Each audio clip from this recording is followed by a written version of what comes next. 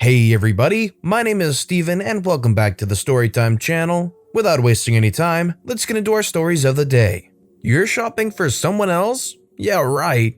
So, some context. Because of this pandemic, two families within my family's friend group are unable to leave their houses due to one or more of them being immunocompromised. One of the families, A, gets groceries delivered to their house, but sometimes my mom and I will go buy stuff for them. But the other family, B, which only consists of two people, don't go through as much food and they had a ton saved up. So when they need something, my mom and I will go buy it for them. This story is about family B. Last week, my mom sent me to the store to not only pick up shopping for our family, but for family B too. One of the items on the list was hand sanitizer.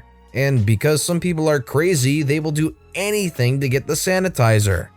I went into the store, fully expecting there not to be any left, but was able to find some, albeit small bottles, of hand sanitizer. Now, the sign said 1 bottle per household, and I had asked the store employee if it was alright if I got 2, one for my family and one for family B. I got the okay and continued to shop. As I was looking for bagels, the bread section was torn apart and things were literally everywhere. This woman comes up to me and taps me on the shoulder. Me, somewhat freaked out as I didn't see her come up behind me. Sorry, I'll move in a bit. Why do you have 2 bottles of sanitizer in your cart? It's 1 per family. I'm shopping for 2 families right now. I found the bagels I was looking for, put them in my cart, and then get started on getting the shopping for family B, walking away from the entitled mother as I pulled up the list. Hey! She grabs me by the shoulders and yanks me away from my cart. You can't have 2 bottles of hand sanitizer. It's 1 per family. Me shaken up as I don't like being grabbed by strangers. And I said, I'm shopping for 2 families. The entitled mother looks at my cart and scoffs. She reaches in and grabs one of the bottles of hand sanitizer. Like heck you are, I need this for my family and there's none left. So I'll just be taking this. I grab her arm and yank the bottle from her grasp, put it back in my cart and start walking off. Stop her, she just stole from me. Thief, someone stop her. A store employee stops me and asks what happened. That child, pointing at me, is taking 2 bottles of hand sanitizer for 1 family, and there's none left and I need one. First off, I'm not a child. Second off, I'm shopping for a family friend who can't leave their house due to a compromised immune system. The store employee sighs. Okay, ma'am, referring to me, you can go. Sorry for the inconvenience. I leave, but as I am, I hear the entitled mother yelling and berating the store employee. I finished shopping and left the store. Family B was very happy to finally have some hand sanitizer, and so was my mom. I can get the immediate confusion if there's a limit and they see it and they're like, hey wait, you're not supposed to have that much. But when someone says I'm shopping for a family friend that is immunocompromised, they should be able to understand that, even if they do need that hand sanitizer. But people do get desperate in times like this, and there are some crazier people out there, so I guess it isn't too surprising. Entitled parents invite themselves on a vacation and then complain it's not good enough for them. I, 32-year-old female, was talking with my mom the other day and mentioned a family we hadn't seen since I was about 10. She told me that after a vacation, they joined us and they decided to stop being friends with them. Here's the story. My parents planned a vacation to take me and my brother, 29, to Yellowstone when we were 8 and 10. They told the entitled parents about the vacation they were planning and they invited themselves to go with us. They figured it would be fun for us to all go together, as they had kids around the same age as me and my brother. Not wanting to be rude to the family or cause issues, since we went to Bible study at their house every Sunday, my parents included them in our plans. My mom warned them the cabins we were staying in were extremely rustic. Think no walls separating bedrooms, mismatched furniture, and small. They said that would be fine and had my mom book the cabin next to them. Everything seemed to be going pretty well until our actual vacation started. My parents wanted to start driving to Yellowstone fairly early. We live in Utah, so they wanted to leave around 7 or 8. The entitled parents didn't show up until 11, and my parents couldn't get a hold of them before this. They weren't answering their phones, so this ticked my mom off. and she asked the entitled parents what happened to leaving early. And they told her, "Oh, we like to sleep in on weekends." My dad told my mom to just let it go and to still try and have a good day. When we arrived, the entitled parents instantly turned their noses up at our accommodations and said they wouldn't be good enough for their kids. My mom told the entitled parents that she warned them they were rustic. The entitled parents had friends in the main part of Yellowstone and told my parents they were going to go visit them. My mom reminded them that they bought food for dinner for all of us, and the entitled parents assured my mom they would be back for dinner at 7. So my parents cooked a really nice dinner for everyone. We had steak, potatoes, corn, dessert, and waited on the entitled parents to show up. At 8, when the family still wasn't there, they decided to eat without them, as they had no way of contacting them. We went to bed, and around midnight, the entitled parents showed up. They told my parents the cabins they booked weren't good enough for them, and they would be staying with their other friends for the rest of their vacation. They also said it was a mistake to include my family on their trip because of the cabins that were booked, and they had to start driving so early in the day to accommodate us. My mom and dad had enough of their attitude and reminded them that they were the ones to join us without being invited, and said they were fine with the cabins we booked and our travel plans for leaving. They also told them they were inconsiderate for bailing on dinner and should have told them if they had no intention of having it with us. At that point, the other family left and we never saw them again.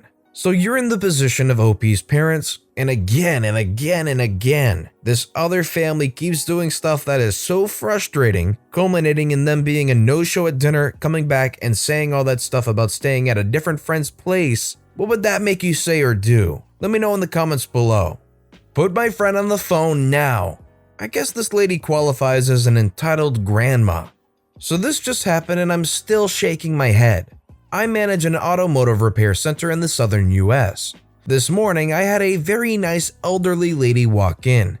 She was wearing the new normal face mask and rubber gloves, and asks us to diagnose a few issues she was having with her vehicle. I proceeded to check her in and she elected to sit quietly in the lobby. An hour later, her friend calls and the following conversation ensues.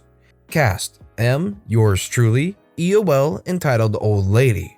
Thank you for calling company name. This is M. How may I help you? Yes, this is Entitled Old Lady. My friend, Mrs. Friend's name, was going to bring in her vehicle for y'all to look at, and I wanted to see if she made it in. Yes, ma'am. Mrs. Friend's name is here, and we are looking at her vehicle now. That's nice. Can you put her on the phone for me? Ma'am, I'm terribly sorry, but with the global pandemic going on, we are closely following CDC guidelines, and that includes not sharing phones. I would be more than happy to relay a message to her and relay her response back to you if you would like. That's ridiculous. She's not sick and you don't sound sick, so just put her on the phone. I understand that Mrs. Friend's name doesn't appear to be sick and that I don't appear to be sick, but that's not how this virus works. We are trying to keep all of our customers and employees safe by following CDC guidelines. So I will be happy to relay a message to Mrs. Friend's name, but again, we are not sharing phones. Well, bless your heart. This is Southern speak for you're an idiot and go copulate with yourself violently. You are the rudest and most annoying person I've ever had to speak with. Now, unless you want me to speak with your manager, and make no mistake, I will have you fired, put Mrs. Friend's name on the phone now. Ma'am, I am the manager and I'm not going to continue tying up the phone lines in my time by arguing in circles with you. Now, unless you would like me to relay a message to Mrs. Friend's name, I'm going to say have a great day and end this call. Well, bless your heart. I'm gonna call your boss, corporate, my attorney, the local news station. I have had enough at this point and rudely interrupted her tirade. I have the number for the governor's office and our state and local reps if you would like those. What? You know what? We're done. I'll just call Mrs. Friend's name on her cell phone. Click. She hangs up. 2 seconds later, Mrs. Friend's name's cell phone rings in the lobby, and Mrs. Friend's name asked Entitled Old Lady why she wasted 5 minutes of my time arguing instead of just calling her on her cell phone to begin with. Mrs. Friend's name apologized for Entitled Old Lady when we finished with her vehicle and tipped both myself and the tech that worked on our vehicle for our troubles. I get that she's older and doesn't know technology as well, but who goes and gets the number of the place where somebody's visiting and calls them, rather than just trying any way of contacting the actual person first? I agree with the customer in this situation. Why didn't they just call him in the first place? Stupid millionaire entitled kid got mad at me for doing better than him in school. Prologue. Admittedly, this story is not that exciting, but while browsing Reddit, I was trying to think of any entitled people I've ever met. Then I got hit with the epiphany of my life, so I wrote this. Backstory. My parents came from a very poor family in China and came to the US with about nothing. Literally less than the price of entitled kid's jacket. My parents worked hard, and when I was born, we were pretty well off. Once my parents had enough money saved up, they decided that they were going to use their savings to get me and my older brother a better education than they had, and we applied to private schools. At the time, I was going to a suburban small school district when I met entitled kid. I assumed he was your average rich Asian kid, but then the applications for schools started. The spicy action. As soon as applications began, we all prepared and took tests called ISEEs, which were graded with 4 numbers, 6, 7, 6, 7, which each represented a different subject, the highest being 9, the lowest being 1, with the statistical average being 4 or 5. My parents spent quite a bit, a couple of hundred, to prepare me for the test, and I came out with a 9998, only getting one question wrong, but I guess the grading curve hated me. Entitled kid and his family spent tens of thousands of dollars preparing for it, and he told me he got a perfect score of all 9s. Sure, I was shocked, because that meant he was in the top 99.9 percentile of us middle schoolers. He continued to trash talk me and other applicants until we got fed up. My fellow applicants and I knew he wasn't the best student, so we, slightly mischievously, snuck onto his laptop when he wasn't looking. He was failing math with a C-, and we burst into laughter. We kept silent, but we never forgot that. Suddenly, however, entitled mother started bragging on social media of how all the schools he applied to were stunned by his good looks, amazing academics, and golfing skills. She claimed that all the heads of one of the most prestigious private schools in the country and the world, let's call it cool school, came just to see him as he golfed and made every single hole-in-one at the golf course, even though the golf course wasn't at the campus. Duh, you brain-dead vegetable, think before you post, and claimed him to be far above all the other applicants. So me and the boys strolled out and totally spread the word that he was failing math, and it was leaked by some other Asian parents that he didn't get all 9s. Surprise, surprise. And instead had all 6s, a definite no-no when applying to cool school. In the end, I flipped everyone's image of entitled kid as a decent student and ordinary guy into dickwad whose butt was stuffed with idiot sandwiches. He later threatened to beat me up. He was a total stick and nearly fell over when someone lightly pushed him when trying to beat me up. Plus, nearly every student in the school was watching, including his crush. In the end, I felt pretty bad for him, so I even apologized privately. But nope, he ended up not getting into any schools he wanted, so entitled mother bounced up her safety net and literally donated over $1 million to go to a decent school. Not cool school, his dream school. I kinda totally lost respect for him when he badmouthed cool school just because he didn't get in and I got in. In the end, I loved my new school. And he probably did too, wearing his freaking 4,000 Montclair jackets and crap like that. Because of me, the people at Entitled Kid's new school heard what I spread, and the people from my old school supported those facts. Hey, I was pretty trustworthy. And yep, he probably didn't learn his lesson though. He probably thinks money is the key to everything. And I'm fine with that as long as I don't have to see him anymore. Yeah, he's gonna live an easy and probably pretty lavish life considering he's born into money, spoiled, and it pretty much got him anywhere he wanted to go. But I feel like at some point he's gonna realize that money can't buy everything, and that's gonna be a rude awakening. My entitled stepmother thinks her son deserves all of my video games because she thinks he went a month without vaping, fighting, or drinking, all of which he had done. I'm pretty new, haven't posted here before, and I'm on mobile, so sorry for bad formatting. Anyway, let's meet the cast.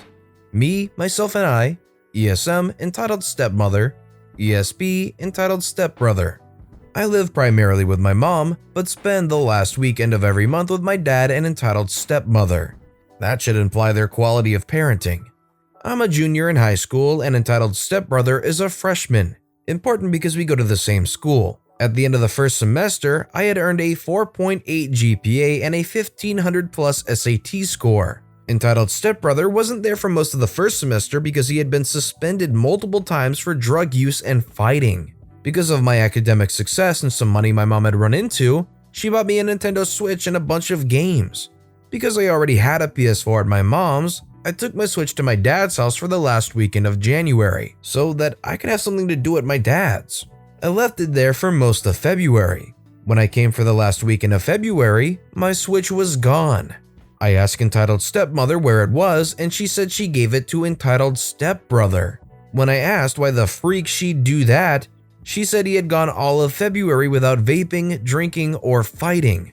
Because we went to the same school, I know he had done all three. He just hadn't been caught or reported. I said bull and told her to give it back. She said no, and when I started to walk to entitled stepbrother's room, she started going ballistic. I, ignoring her, opened his door to see him playing on my freaking Switch. I am a foot taller and about 50 pounds heavier than entitled stepbrother, so I rip it away from him. I go around finding my games that he had hidden. I then exit as they scream after me and tell me to give it back. I lock my door and proceed to play my Switch for a few hours and hide it in a place they'll never find it. Not saying where in case either of them have read it. I know I'm stupid for leaving a mobile system in one place. I'm just not good at keeping track of things like that. I'm probably childish for this, but whatever. I find it so annoying that entitled stepmother thinks he should be rewarded with a $300+ system for fulfilling normal expectations. Oh, personally, I would be pretty livid about this. I would absolutely take that away from that place. I would not leave it there. I would not leave anything of remote value there because very obviously they have no respect for anything that's yours. That being said, that's all the stories we have for today. So what I want to know is which of these stories was the most interesting to you and why? Let me know in the comments below. And thank you all so much for watching and listening to the Storytime channel. If you haven't yet, please consider subscribing, and don't forget to turn notifications on so you'll never miss an upcoming video. Thank you all again for watching and listening to the Storytime channel.